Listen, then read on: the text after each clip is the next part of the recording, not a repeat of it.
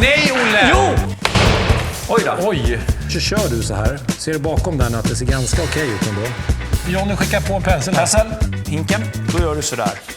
Ja, vi säger Olle. 600 för han har fått lite ont i armen. Ja, 600 Det här här. redan. Ja. Jag brukar göra så här. Är inte det här ganska smart? Så när jag släpper den här nu, då sitter ju den med smältlimmet. Så jag tar stegen också faktiskt.